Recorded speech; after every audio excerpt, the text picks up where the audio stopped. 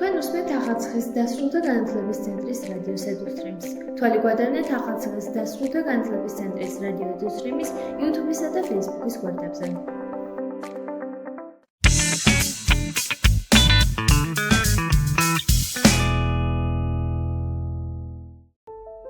დღევანდელ გადაცემაში მოისმენთ რუბრიკა მწვანეს.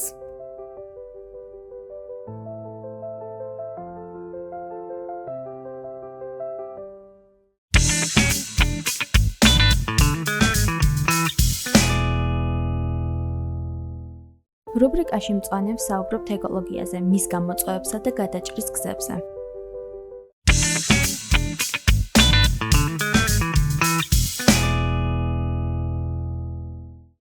მოგესალმებით, ეთერშია გადაცემა მწვანე, მე ნანა ყავრელიშვილი ვარ, დღეს ჩემთან ერთად ჩემი თანაწამყვანი ნინი გიქოშვილი იმყოფება.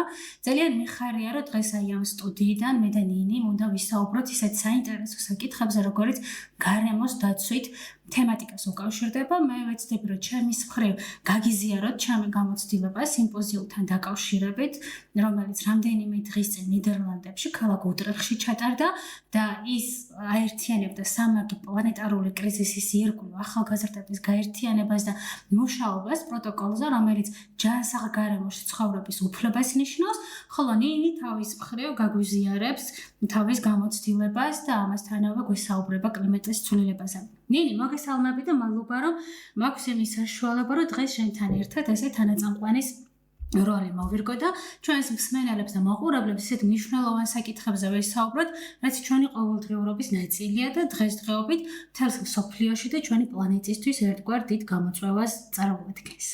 მოგესალმებით, მივესალმებით ჩვენს მაყურებელს. ძალიან მიხარია, რომ დღეს ასეთ საინტერესო თემაზე გვიწევს საუბარი.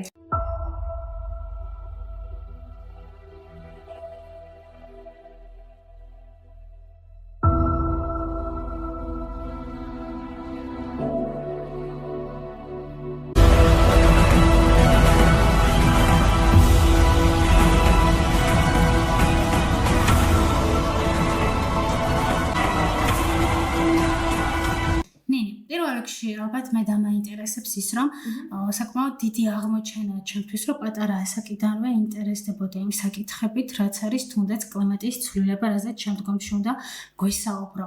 შენ როგორ ფიქრობ, რა როლი აქვს ბავშვობიდანვე გქონდეს ცნობიერება მასთან დაკავშირებით და შენ რა მოტივი გქონდა, რომ ეს საკითხი უფრო სიღრმისეულად შეგესწავლა და დღეს თუნდაც ესე სტუდიურად გვესაუბრა ჩვენი მაყურებლებისთვის. პირველ რიგში იქიდან დავიწყებ, რომ ეს მოხალისეობრივი საქმიანობა და ყველა ახალგაზრდისთვის საკმაოდ მნიშვნელოვანია ასეთ თემებში ჩართვა და ცნობიერების ამაღლება ერთგვარად, იმიტომ რომ ეს ცნობიერების ამაღლება შემდეგ კარგ შედეგებზე გადის და საზოგადოებაში გავრცელების და ცნობიერების ამაღლების ყველაზე კარგი საშუალება. არსებობს საკმაოდ ბევრი ორგანიზაციები, რომლებიც სხვადასხვა აქტივობებით, ბანაკებით მოსწავლეებს აძლევენ იმ საშუალებას, რომ მიიღონ განათლება, კონკრეტული განათლება ამ საკითხთან დაკავშირებით. ჩემთვისაც განსაკუთრებით ეს ბოლო წელი, 2025 წელი იყო საკმაოდ დატვირთული ამ მხრივ, იმიტომ რომ ძალიან დავინტერესდი კლიმატის ცვლილებით და მაქსიმალურად ბევრ პროექტში ჩავერთე.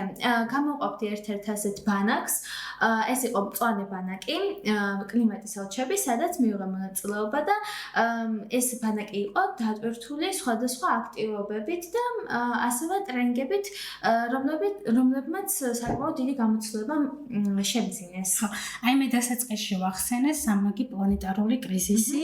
რეალურად ამ ტერმინის შესახებ დიდად მეც არ ვიცოდი, იმიტომ რომ აი სიმპოზიუმზე როდესაც გადავალ და ვისაუბრებ, იქ გავხსნი, რომ ერთ-ერთ ტრენინგ კურსზე პირველად გავიგე, თუმცა ის კომპონენტები, რაც ამ სამაგი პლანეტარული კრიზისის ირგვლივ ერთიანდება, ყველასთვის ნაცნობია, თუნდაც კლიმატის ცვლილება, დაბინძურება გარემოში არა მარტო პირობითად წყლის, არამედ ნიადაგის, ჰაერის და ასე შემდგომ და ასევე ბიომრავალფეროვნება.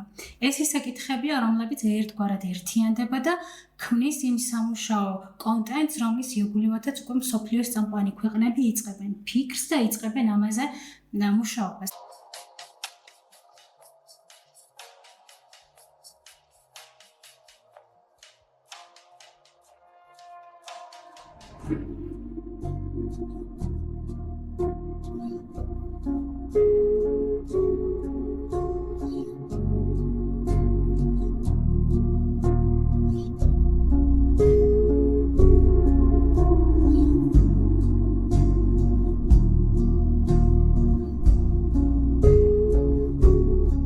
საინტერესო იქნება გაგვიზიარო, რას ნიშნავს კლიმატის ცვლილება. შეიძლება ჩვენს ყოველდღიურობაში ამ ტერმინს ვხვდებით, შეიძლება მას ზოგი იცნობს როგორც გლობალური დათბობა და რეალურად აი ბოლო წელს საკმაოდ ვიგრძენით ჩვენ ეს კლიმატის ცვლილება, იმიტომ რომ გაზაფხული გვიან დადგა ჩვენთვის. რაღაცა თითქოს სეზონები აირია ერთმანეთში და აი ზოგი ამბობს, რომ ზამთარი ძალიან ხანგრძლივი გქონდა, ხშირად გამიგია, რომ ჯერ ზამთარი არ დამთავრებულა და უკვე მეორე ზამთარი მოგვადგა, ხო?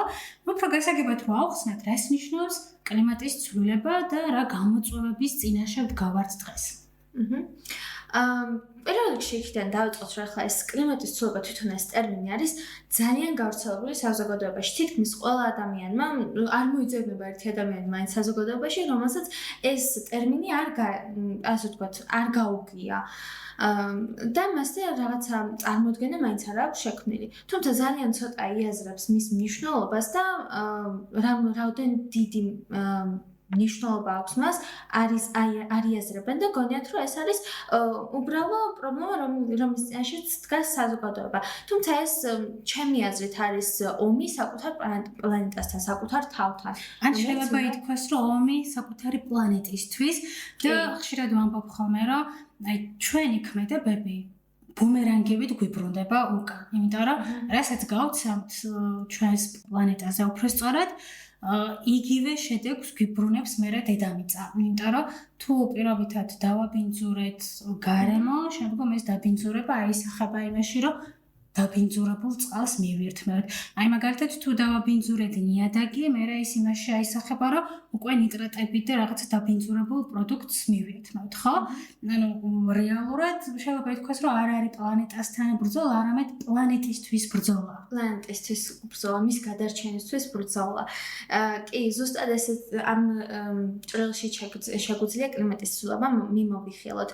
კლიმატის ცვლილებაში საკმაოდ ბევრი ფაქტორები შედის, აი მაგალითად ყინულის ზნობა, ვულკანის ამოფრქვევა და ასეთი ნიუანსები. შეიძლება ამინდის მკვეთრი ცვლა, როგორც ვახსენეთ, მაგალითად ზამთარზე, რომ ზოგიერთი ამბობს, რომ ძალიან ასე ვთქვათ, გახანგრძლივდა ეს ზამთრის პერიოდი, უკვე შეცვლა დაიწყო ამინდმა, შეიძლება დათბობა მიმდინარეობს და ასე შემდეგ. აი მიმდინარე წელს მაგალითად ივლისის დასაწყისი იყო, რომ ძალიან სიცივეები წავიდა და მაღალმთიან რეგიონებშიც მოთხოვა.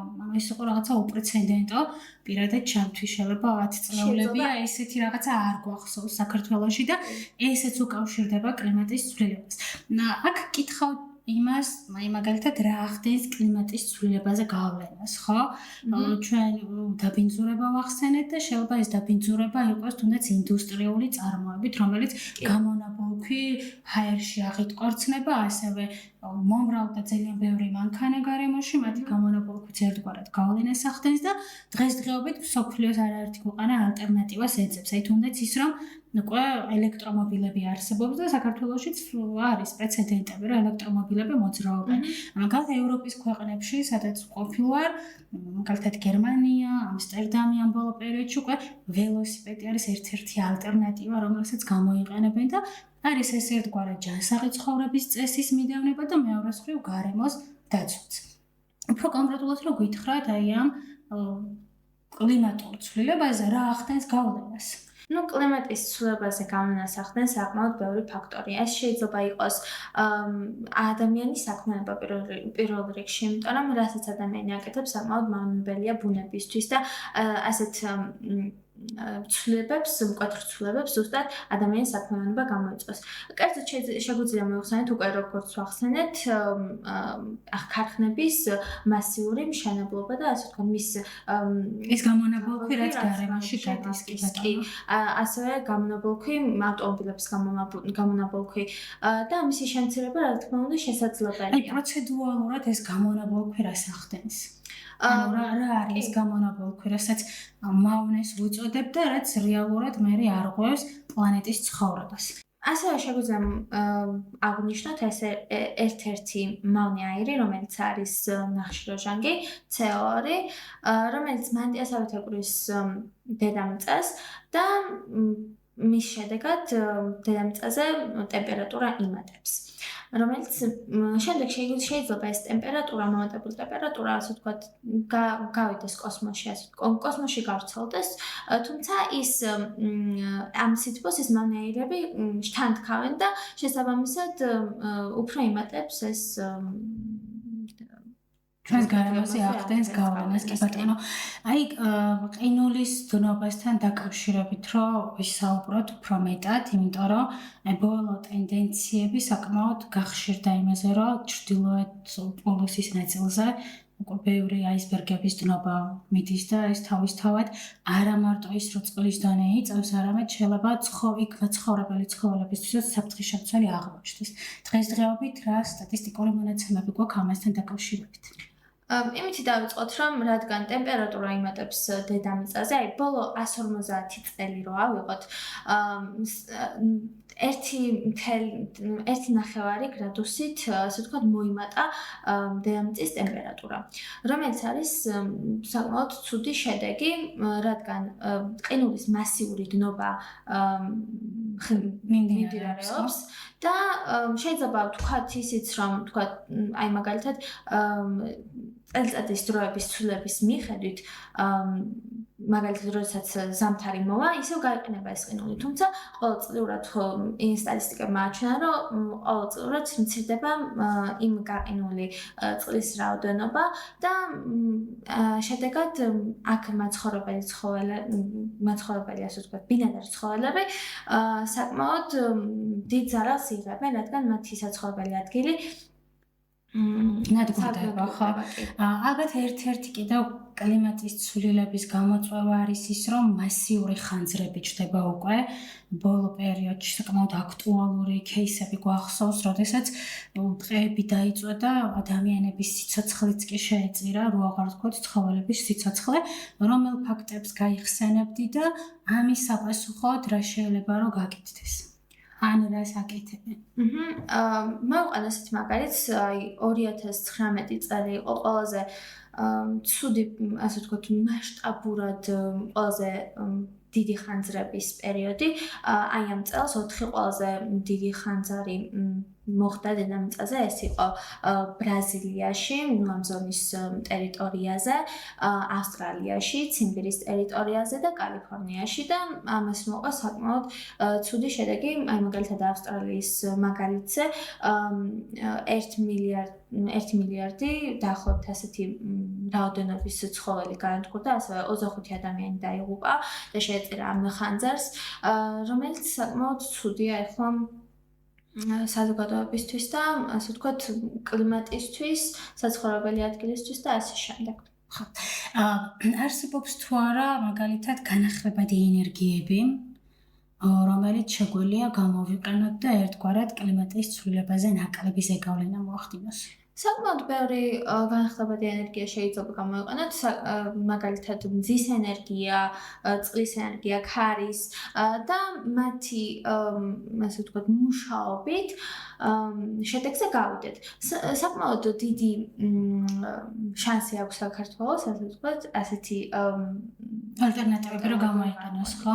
იმიტომ რომ ამ ბოლო პერიოდში საკმაოდ ბევრგან ხდება უკვე მზის პანელები, რომელსაც ენერგიის გარდასაქმნელად იყენებენ. საკმაოდ კარგი გამოსავალია ერთგვარად რომ გამოიყენო ეს და ენერგიად გარდაქმნა.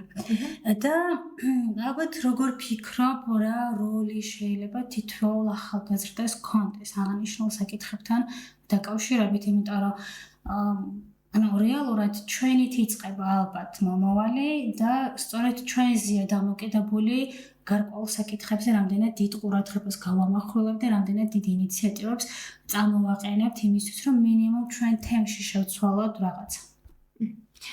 ახალგაზრდების და საერთოდ საზოგადოების ჩართულობა ყველაზე დიდ შედეგს გვაძლევს, მოდი ისიც განვიხილოთ, რომ ასე ვთქვათ, როდესაც ერთი საერთო პრობლემის გარშემო ბევრი ადამიანი ვერთიანდებით და ვიწყებთ მოქმედებას, საკმაოდ კარგ შედეგზე გავდივართ. შეგვიძლია მოვიყვანოთ ახლა ეთიოპიის მაგალითი, საზოგადოების ჩართულობის შედეგად რეკორდული მაჩვენებელი აჩვენეს ხის დარგვაში ერთ დღეში დაახლოებით 103 მილიონი ხე დარგეს და რეკორდული მაჩვენებელს რადგან მიაღწია მშვიდობის ნობელის პრემია გადაეცათ. ნობელის პრემია გადაეცათ და ეს ერთ-ერთი მიღწევად ჩათვალეს ისტორიაში. აი მეც მინდა საკუთარი მოსაზრება დავაფიქსირო, იმიტომ რომ რეალურად ჩვენი გარემო, სადაც ვცხოვრობთ, ჩვენი ვალდებულებაა რომ ეს გავუფრთხილდეთ და ჩვენ უნდა წამოვიწყოთ ჩვენი ინიციატივით, რომ რაღაცაზე ვიზრუნოთ, იმისთვის, რომ ჩვენს მომავალ თაობას უფრო უკეთესი პლანეტა დავახვედროთ. მარტო ის არ არის, რომ პირობითად დავსხდეთ და ვისაუბროთ, ამას თავისი ქმედებაც სჭირდება. ალბათ პირველ რიგში საზოგადოებაში რაც საჭიროა, ეს არის ცნობიერების დონის ამაღლება, რომ აღნიშნულ საკითხებზე უფრო მეტ ინფორმაციას ვფლობდეთ და უფრო მეტად ვიყოთ კონცენტრირებულები, რომ მინიმუმ საკუთარ თემში, სადაც ვცხოვრობთ, იქ რაღაცნაირად ჩვენი წვლილი შევიტანოთ გარემოს დაცვაში. აი მაგალითად, ბოლო პერიოდში საკმაოდ გული მწყდება, რომ ესადაც კი წავსულ ვარ რეგიონის მასშტაბით თუ რეგიონის მასშტაბის იქით დანაგვიანება ძალიან ბევრი გვხდება და ეს არის ერთგვარად ალბათ სამუშაო საკითხი, რომ რაღაცა ქცევითი კულტურა უნდა შევცვალოთ და არ არის საჭირო, რომ რაღაცა სიგარეტს რომ მოწევს, ეგრევე ავტობანზე ისროლოს ან გარემოში. უნდა არსებობდეს ამისთვის შესაბამისად ალბათ მშობლის ჩართულობაც, რომ მომავალ თაობებს ასწავლოს როგორია გარემოს დაცვა. ძალიან გული მწყდება, რომ აი ბუნება, რომელიც გვიხარია და ვამბობთ, რომ აი საქართველოში ძალიან მაგარი ბუნება გვაქვს და ამ ბუნებაში გაიხედავ და სადაც ბუჩქნარში იქ პარკებია, იქ სიგარეტის კოლოფები ყრია, იქ ეს ნამწვევი ყრია, ძალიან რთული ახსაქმელია, რომ აი როგორ შეგიძლია ადამიანმა ძალიან დიდი ბოდიში, მაგრამ სადღე გრძელო დალიო საქართველოსი და იმ გარემოს არ გაუფრთხილდე, რომლის გარშემოც ცხოვრობ. ეს ძალიან ესეთი სენსიტიური საკითხია, რომელზეც ალბათ არ ვიცი, ცნობიერის დონეზე გვჭირდება რომ ვიმუშაოთ. ეს უბრალოდ კლიმატის ცვლილებაზე გავლენა მოახდინოთ, ალბათ ჯერ სანამ კლიმატის ცვლილებაზე რაიმე გავლენას მოახდენთ, საკუთარ გარემოზე უნდა ვიზრუნოთ და იმ არეალში, სადაც ვცხოვრობთ. და ეხლა მე მინდა ჩვენ მაყურებლებს და ასევე შენც გაგიზიარო იმ სიმპოზიუმის შესახებ საინტერესო ინფორმაცია, რაც თავში ვახსენე. ეს სიმპოზიუმი ეხმიანება ჯანსაღ გარემოში ცხოვრების უფლებას, რომლის ირგვლივაც არაერთი ქვეყნის ახალგაზრდა მოხალისე გავერთიანდით. ეს ამბავი იწყება 2025 წლის მაისიდან, სწორედ ახალციხის დასრულთა განათლების ცენტრის მხარდაჭერით გაცვლითი პროგრამით ვიყავი სასამხეთში, წახკაძორში ერთკვირიანი ტრენინგ კურსი გავიარეთ სამაგი პლანეტარული კრიზისის ირგვლივ.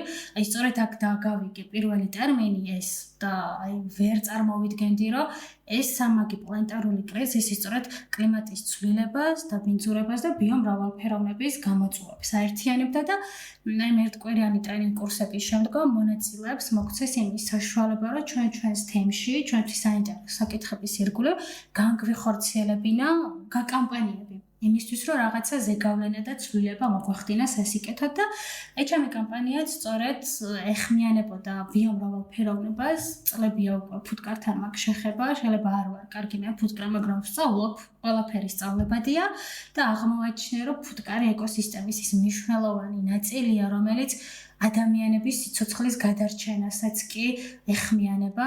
აი წყაროებში ამ ბოლო დროს ამოვიკითხა, რომ 153 ჯერ უფრო მეტ დადებით შედეგს გვაძლევს ფუტკრის არსებობა გარემოში, ვიდრე მხოლოდ თაფლის წარმოება, იმიტომ რომ 80 და მეტი პროცენტი საკვები, რომელიც ბუნებაში იწარმოება, ეს ხილი იქნება ბოსტნეული თუ მარცვლეული, სწორედ ფუტკრების დამტვერიანობაზე არის დამოკიდებული და ასევე აი სასამხეთში ერთ-ერთი მოხალისისგან მოვისმინე, რომ ჩინეთში შექმნეს ხელოვნური ფუტკარი, რომელსაც უნდა განეხორციელებინა ის როლი, რასაც რეალურად ბიოლოგიური ფუტკარი აკეთებს, მაგრამ რეალურად ის შედეგი ვერ დადო. ხო, იმიტომ რომ ფუტკარია და მას რობოტით ვერ ჩაანაცვლებ და ამიტომ ავირჩიე, რომ სწორედ გადაარჩინე ფუტკარი, რათა გადარჩეს სამყარო, ეს ყოფილიყო ჩემი კამპანიის ნაწილი.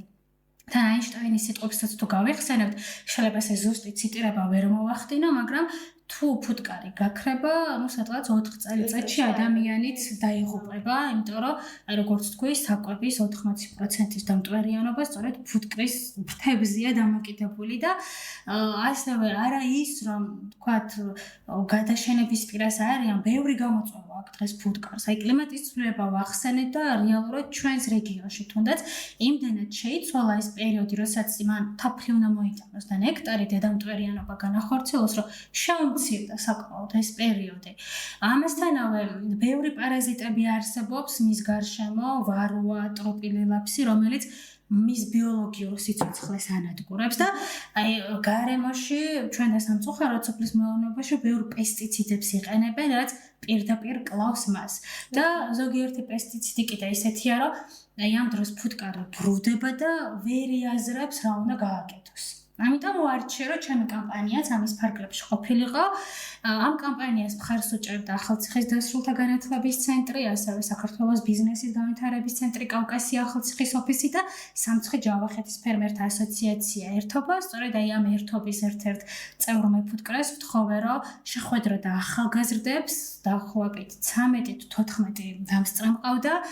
აეხსნა მათთვის ზოგადად როგორია ფუტკრის ცხოვრება, ფუტკრის ბუნება, რა მნიშვნელოვან როლს ასრულებენ, რა პროდუქტებს აწარმოებენ და სასწავლო ვიზიტი გქონდა ამ ადამიანის საფუტკრეში, თემო გელაშვილი, მეფუტკრე, რომელიც ასოციაციის წევრიც არის და აჩვენა ის ყოველდღიურობა, რასაც მეფუტკრე თავის საფუტკრეში ახორციელებს და შემდგომში უკვე ვინაიდან ვახსენე, რომ ის პერიოდი შემცირებულია გარემოში, როდესაც ნექტარი უნდა მოიტანა, მას ღალას უწოდებთ და საკვები ბაზეთ შემცირებული აქვს ფუტკარს, გავაკეთეთ სიტბომბები, ანუ ის მეგობარი ფუტკრის ყვავილების თესლებით ბომბები, რომელიც თემოს საფუტკრის გარშემო გავისროლეთ იმისთვის, რომ ერთგვარად საკვები ბაზა შეგვექმნა ამ ფუტკრებისთვის და სწორედ ამ ბოლო დასკვნითი ეტაპი იყო, რომ საინფორმაციო ბროშურა გაკეთდა, სადაც იმ მნიშვნელობაზე, გამოწვევებსა და გადაჭრის გზებზე დავიტანეთ ინფორმაცია და გავავრცელეთ მოსახლეობაში და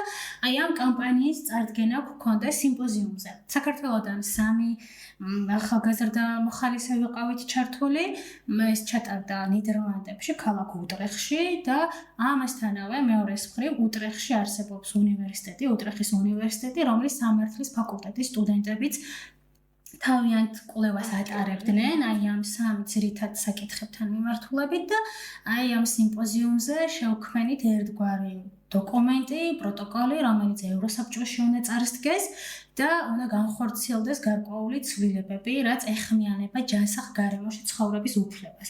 ანუ აქ ფაქტიურად სამართლის სტუდენტების ნარკვევები და ჩვენი კამპანიების შედეგების ერთგვარი სინთეზი მოვახდინეთ და შევქმნით დოკუმენტი, უბრალოდ დოკუმენტის ჩარჩა, რომელიც მუშაობის პროცესშია და სავარაუდოდ ნოემბრის ბოლოს უკვე დასრულებული იქნება და ამას უკვე წარადგენენ ევროსაბჭოში, სადაც უკენჭს უყრიან და იმ ცვლილებას განახორციელებენ, რაც ჩვენი ადამიანების ფუნდამენტური უფლებაა ვიცხოვროთ ჯანსაღ გარემოში, არა მარტო ჩვენი, არამედ ცხოველების და იმ ეკოსისტემის უფლებაა, რომ გარკვეულად შევინარჩუნოთ გარემო, შევინარჩუნოთ ჰაბიტატები, ცხოველებს შევინარჩუნოთ ის საცხოვრისები, სადაც ცხოვრობენ.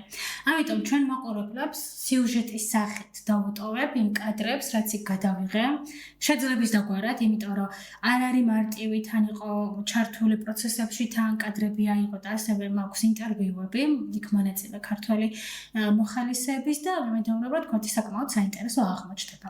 ენი, ძალიან დიდი მადლობა, რომ ესე საინტერესო ინფორმაცია გაგვიზიარა, იმიტომ რომ გარემოს დაცვითი საკითხები იმდენად სიღრმისეულია და იმდენად ბევრ ამას მოიცავს, რომ ესე მარტო უბრალოდ დავსხდეთ და ვისაუბროთ, საკმარისი არ არის.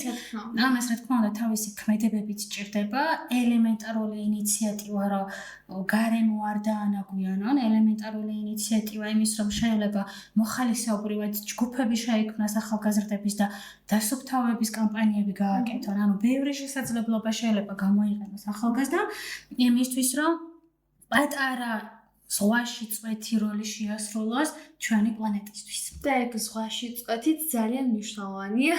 ნამდვილად. ცვლილებებისთვის რა თქმა უნდა. ძალიან დიდი მადლობა, რომ ვისმენთ და გვიყურებდით მომავალ შეხვედრამდე. ნახვამდის. მოგესალმებით ქალაქი უტრეხტიდან, ნიდერლანდებიდან და მიხარია რომ დღეს მე აქ ვიმყოფები და მაქვს იმის საშუალება რომ მოგიყვეთ ახალგაზრდული სიმპოზიუმის შესახებ, ვარ ამ პროექტის მონაწილე და მიხარია რომ 2 დღის განმავლობაში საკმაოდ მნიშვნელოვან საკითხებთან დაკავშირებით მომიწევს სხვადასხვა ქვეყნის ახალგაზრდებთან ერთად მუშაობა. პროექტი ეხება უშუალოდ ჯანსაღ-გარემოში ცხოვრების უფლებას. ეს პროექტი დაახლოებით დაიწყო 2025 წლის მაისიდან, სადაც ერთკვირიანი ტრენინგები ჩატარდა სასამხეთში, კურორტ წახკაძორში და აი აქედან იწყება სწორედ ჩვენი ისტორია, სადაც დაახლოებით 20-დან 25-მდე ახალგაზრდა მონაწილე ვიყავით ჩართული სხვადასხვა ქვეყნებიდან და აი ამ პროექტის ფარგლებში უკვე მოგვეცა საშუალება სამაგი პლანეტარული კრიზისის ირგვლივ ჩვენთვის საინტერესო თემებზე გვეწარმოებინა კამპანიები. რას გულისხმობს სამაგი პლანეტარული კრიზისი? ეს არის ის ძირითადი გარემოს დაცვითი გამოწვევები, რაც დღეს არსებობს პლანეტაზე. ეს არის კლიმატის ცვლილება, დაბინძურება და ბიომრავალფეროვნება და ჩემი კამპანიაც სწორედ ბიომრავალფეროვნების საკითხს ეხებოდა. 2 დღიანი სიმპოზიუმი საკმაოდ საინტერესო აღმოჩნდა. მისი ორგანიზატორები არიან ახალგაზრდული და გარემოს დაცვითი ევროპული ორგანიზაცია, რომელსაც ქვია Youth and Environment Europe, ასევე სომხური ეკოლოგიური არასამთავრობო ორგანიზაცია EGVARD Ecological NGO და უტრეხტის უნივერსიტეტის მწვანე ოფისი. აი სწორედ მათი ორგანიზებით დღეს ჩვენ ვიმყოფებით მონაწილეები უტრეხტში. პირველი დღე დაიწყო საკმაოდ ინფორმაციული კუთხით, სადაც დოქტორმა პროფესორმა ჯული ფრეიზერმა გაგვაცნო თავისი კვლევები და მიგნებები აი ამ ჯანსაღ-გარემოში ცხოვრების უფლებასთან დაკავშირებით. ამასთანავე პროექტში ჩართულები იყვნენ სამართლის ფაკულტეტის სტუდენტები, რომლებსაც თავიანთი ნარკვევები ჰქონდათ და მიგნებები და პირველი დღის მეორე ნახევარში ჩვენ უკვე პროექტის მონაწილეებს მოგვეცა ჩვენი კამპანიები გაგვეცნო და წარგვედგინა თუ ჩვენს თემში კონკრეტულ თემაზე რა აქტივობა განვახორციელეთ. წარმოდგენილი იყო 10 კამპანია, მათ შორის 3 კამპანია იყო საქართველოდან წარდგენილი და ერთ-ერთი ვიყავი მათ შორის მე, ჩემი თემატიკაც შეეხებოდა ფუდკრების გადარჩენას, იმიტომ რომ ფუდკრები საკმაოდ მნიშვნელოვანი ეკოსისტემის ნაწილები არიან და ბიომრავალფეროვნების ნაწილი და კამპანიის სახელწოდებაც იყო ის, რომ გადაარჩინე ფუდკარი, რათა გადარჩეს დედამიწა. ძალიან მალე უკვე ჩვენ მონაწილეები წარმოადგენთ კამპანიებს, როგორც წინაკეთში განახეთ, კედლებზე არის გამოფლული ჩვენს მიერ წარმოებული კამპანიები. ეს არის ჩემი კამპანია. დღეს პირველ ნაწილში სტუდენტებმა თავიანთი სამეცნიერო ნაწილი შეაჯამეს, თუმცა ეხლა უკვე დღეს მეორე მონაკვეთში ჩვენ მოხალისეები წარმოადგენთ ჩვენს მიერ განხორციელებულ კამპანიებს და ძალიან მალე საინტერესო კადრებით დაგიბრუნდებით. მოხარული ვარ, რომ სამივე ქართველის კამპანიამ საკმაოდ დიდი მოწონება დაიმსახურა და ჩვენი, ესე ვთქვათ, სამუშაო პროცესი პირველ დღეს დაახლოებით აი ასე დასრულდა. ბოლო ნაწილში ჰქონდა პანელური დისკუსია, სადაც ახალგაზრდა ექსპერტები იყვნენ, მოწვეულები და წარმოდგენილები, გარკვეული თემების ირგვლივ მათ თავიანთი მოსაზრებები გაგვიზიარეს. მათ შორის ვისაუბრეთ თუ როგორ შეიძლება ახალგაზრდა მოხალისეები, ახალგაზრდა ინიციატორები, ასე ვთქვათ, მოღვაწეობდნენ თავიანთ თემებში, გამოახდინონ გარკვეული საკითხების, პრობლემების იდენტიფიცირება და მის ირგვლივ მუშაობა. მეორე დღე უფრო საინტერესო იყო იმ კუთხით, რომ მოგვიწია ერთგვარ დოკუმენტზე მუშაობა. ეს დოკუმენტი 2 ნაწილად არის გაყოფილი. პირველი ნაწილი უფრო სამართლებრივი სახია, სადაც სამართლის სტუდენტების მიგნებების საფუძველზე ხდება ოფიციალური დოკუმენტის და პროტოკოლის შემუშავება, ხოლო მეორე ნაწილი ეს არის ჩვენი 10 კამპანიის მიგნებები, მისი შედეგები, გამოწვევების ირგვლივ საუბარი და სწორედ აი ამ 2 დოკუმენტის სინთეზით უნდა მოხდეს ევროპარლამენტში პროტოკოლის შეტანა, რომლის საფუძველზეც ის ცვლილებები უნდა განხორციელდეს და შეიტანონ დოკუმენტურად აღიარონ, რაც ჯანსაღ გარემოში ცხოვრების უფლებას უკავშირდება. საკმაოდ საინტერესო იყო არა მხოლოდ ის, რომ ესეთი სამუშაო გარემოს ირგვლივ მოგვიწია ჩვენ ახალგაზრდებს ერთმანეთისთვის აზრების გაზიარება, არამედ სხვადასხვა ვორქშოპები იყო ჩასმული, მათ შორის ერთ-ერთი საინტერესო ის იყო როლური თამაში, სადაც 4 ძირითად წარმომადგენლობით ჯგუფებად გავეყავით, ეს იყო სახელმწიფო, იყო მედია, იყო არასამთავრობო სექტორი და იყო მოსახლეობა, სადაც ზუსტად გარემოს დაცვით საქმიანობასთან დაკავშირებით, პრობლემასთან დაკავშირებით მოგვიწია დისკუსია, მოგვიწია შეთანხმებები, თანამშრომლობა და ერთგვარი დოკუმენტის სიმულაციურად, რა თქმა უნდა, შემუშავება და ამით გაგვიაზრებინა თუ რა პროცესებით ხდება გარკვეულ გამოწვევებზე დისკუსიები, საუბრები და კონსენსუსის მიღწევა. ეხლა კი მინდა რომ ჩვენი ახალგაზრდა ქართველი მონაწილეების კომენტარები მოგასმენინოთ, იმედია საინტერესო კადრები იყო თქვენთვის და მომავალშიც მსგავსი ტიპის აქტივობები, მსგავსი ტიპის პროექტები დაეხმარება ჩვენი გარემოს დაცვას და ჩვენი სამყაროს გადარჩენას სამმაგი პლანეტარული კრიზისის ფარგლებში. და უკვე მეორე დღეა ჩვენ ერთად ვიმყოფებით ქალაქ უთრეხტში სიმპოზიუმზე. რომ გაგვიზიარო ზოგადად შენი კამპანია რას ეხებოდა, ასევე რა მნიშვნელობას ატარებს მსგავსი ტიპის შეხვედრები და ახალგაზრდების ერთობლივი მუშაობა და ემოციები. რა შთაბეჭდილებებით ბრუნდები საქართველოში? კი ბატონო, ჩემი კამპანია ეხებოდა საკვები-ნარჩენებს და კონკრეტული ობიექტები იყვნენ სწრაფკვების ობიექტები, რესტორნები და სასტუმროებიც, ასევე დაახლოებით 2 თვეა უკვე რაც ამ კამპანიას ვატარებ და ეს არ არის დასრულებული კამპანია, როგორც ხედავთ იქიდან გამომდინარე, რომ საკმაოდ დიდი დრო ჭირდება საკვები-ნარჩენების შესახებ ჯერ ინფორმაციის გაჟღერება საზოგადოებაში და შემდეგ უკვე ამის გამოყენება. აქედან გამომდინარე, პირველი რაც გავაკეთე, ეს იყო Instagram გვერდის შექმნა, სადაც ვცდილობ რომ ავამაყოთ ცნობიერება ადამიანებში, კონკრეტულად ახალგაზრდებში, რომლებიც მონაწილეობას იღებენ ისეთ პროექტებში, როგორც არის ეს მაგალითად და იმ საკვები-ნარჩენებზე გამახვილებენ ყურადღებას, რაზეც მე მქონდა ჩემი კამპანია.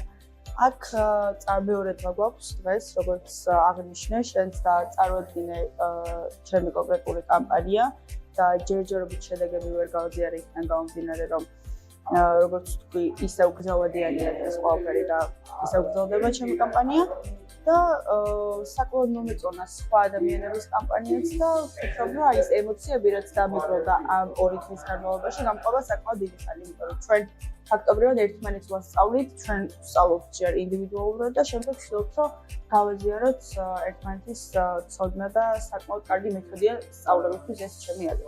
ხო, აი მეორე დღე უფრო და სხვანაირი შემეცნებითი ქონა როლური თამაში, ესეც რომ ავუხსნათ ჩვენ მსმენელებს და ასევე უკვე მუშაობთ დოკუმენტზე, პროტოკოლზე, რომელიც წარდგენილი უნდა იქნეს. ჩვენ მეორე დღე უშუალოდ საკმაოდ დატვირთული გვაქვს, შეგვიძლია ვთქვათ ეს, იქიდან გამომდინარე, რომ უკვე ჩვენ გვიწევს მონაწილეებს, რომ შევქმნათ კონკრეტული დრაფტი დოკუმენტი, რომელიც შეეხება უშუალოდ ჩვენ კამპანიებს და მივიღოთ მონაწილეობა რეალურად იმ დოკუმენტის შექმნაში, რაც მართლა იგეგმება და მართლა უნდა შეიქმნას და ჩვენი წვლილი, როგორც ახალგაზრდების, შევიტანოთ ამ პროექტში. ძალიან დიდი მადლობა. არაფრის მადლობა თქვენ. ნინი, დღეს უკვე მეორე დღე გვაქვს ჩვენ სიმპოზიუმზე, საკმაოდ დატვირთული დღე, უფრო მეტად ვორქშოპებით და საინტერესო საკითხებით. რომ გავაზიაროთ ჩვენს მოყურებელს კონკრეტულად ის ირგვლივ მოგვიწია ჩვენ თანამშრომლობა და ეხლა ამ ეტაპზე რის განხორციელებას ვაპირებთ პროექტის ფარგლებში. კი ბატონო, კიდევ ერთხელ მოგესალმებით. მეორე დღე არის ბევრად დატვირთული და ბევრად უფრო საქმიანი იმ კუთხით, რომ თუ გუშინ ჩვენ გავაზიარეთ კამპანიები და ის თუ რა გავაკეთეთ საფულის განმავლობაში, ახლა უკვე გადავედით ქმედებაზე და რას გულისხმობს ქმედება. ჩვენ უნდა შევიმუშაოთ ახალგაზრდული დოკუმენტი. ვერ ვიტყოდი, რომ ეს არის ან იურიდიული, ან პოლიტიკური დოკუმენტი. ამას საბოლოო სახე უნდა მიეცეს და ამიტომ მხოლოდ ამ სახელს დავაქმევ და ეს ეხება იმას, რაც უკვე რეალურად ჩვენ საქართველოს კონსტიტუციით განსაზღვრული გვაქვს ქართულ მოსახლეობას, რომ ადამიანის ფუნდამენტური უფლება ჰქონდეს წვდომა, სუფთა და ჯანსაღ გარემოს. თუმცა, იმისთვის, რომ ეს იყოს განსაზღვრული როგორც ადამიანის უფლება და ეს განსაზღვრული იყოს ევროსაბჭოს დონეზე, ამისთვის დამატებითი პროტოკოლი არის საჭირო. და რადგან ევროსაბჭო აღიარებს ახალგაზრდულ ხმას ძალიან მნიშვნელოვნად, შესაბამისად, ზუსტად ამიტომ შევიკრიბეთ ჩვენ აქ, რომ შევქმნათ და შევიმუშაოთ ეს დოკუმენტი, რომელიც დაეხმარებათ მათ დამატებითი პროტოკოლის შემუშავებაში. და საბოლოოდ რო შეგვიძამა აი ეს ფრიანი პროექტი.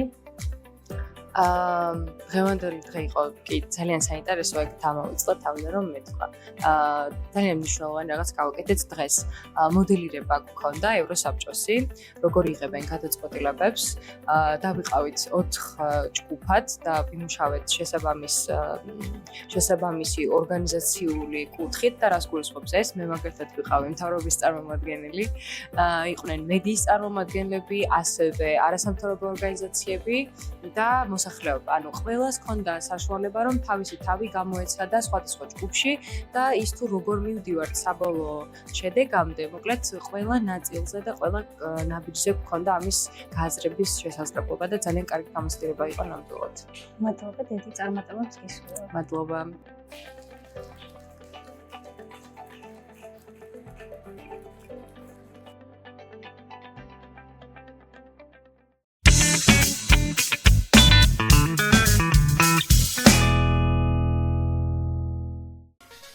გადაცემა მომზადებულია ახალწლის დასრულთა განათლების ცენტრის მიერ პროექტის რადიოს ძალის ფარგლებში. რადიო ფუნქციონირებს გერმანიის საგარეო საქმეთა სამინისტროსა და დილების საერთაშორისო მხარდაჭერით.